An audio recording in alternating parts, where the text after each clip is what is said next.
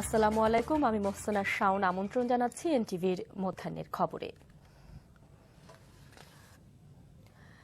এখনো বর্ষা মৌসুম শুরু না হলেও ভৈরবের বিভিন্ন এলাকায় শুরু হয়ে গেছে নৌকা তৈরির ব্যস্ততা। একই সাথে ব্যবসায়ী আর ক্রেতাদের ভিড়ে সরগরম হয়ে উঠেছে ওই এলাকাগুলো। এখানকার তৈরি নৌকা স্থানীয় চাহিদা মিটিয়ে সরবরাহ হচ্ছে আশেপাশের উপজেলাতে।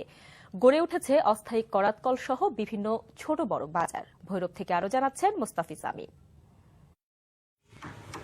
নৌকা তৈরির এই চিত্রটা জানান দিচ্ছে আর কদিন পরই বর্ষাকাল। ভাটি অঞ্চলে এই সময়ে যাতায়াতের একমাত্র বাহন নৌকা। কারিগররাও সবাই কম বেশি তাই ব্যস্ত। তবে অতিরিক্ত বৃষ্টি আর উজানের ঢলে বন্যা দেখা দিলে বর্ষা মৌসুমে নৌকার কদর বাড়ে বহুগুণে। আকার ও প্রকারভেদে এসব নৌকা তৈরিতে এক একটির খরচ 4 থেকে 4,500 টাকা পর্যন্ত, আর বিক্রি 7 থেকে 7,500 টাকার মতো। ফলে ব্যবসায়ীদের লাভের অঙ্কটাও নেহাত কম নয়। আমরা এক সিজনে আমরা ঘুরে এখানে নৌকা বিক্রি করি আর কি। বিভিন্ন এলাকায় আছে বিক্রি করা হইতেছে। একটা নৌকা 4 থেকে 4,500 টাকা খরচ আছে, আর বিক্রি 7,000 7,500। গুণগত মান ভালো এবং দামে সাশ্রয়ী হওয়ায় বিভিন্ন এলাকার ক্রেতাদের কাছে এখানকার নৌকার বেশ কদর রয়েছে।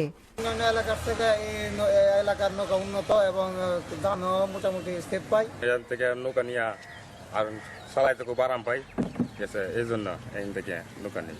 সারা বছর কদর না থাকলেও বর্ষায় ঠিকই ভাটি এলাকায় সমাদর বাড়ে এই বাহনটির।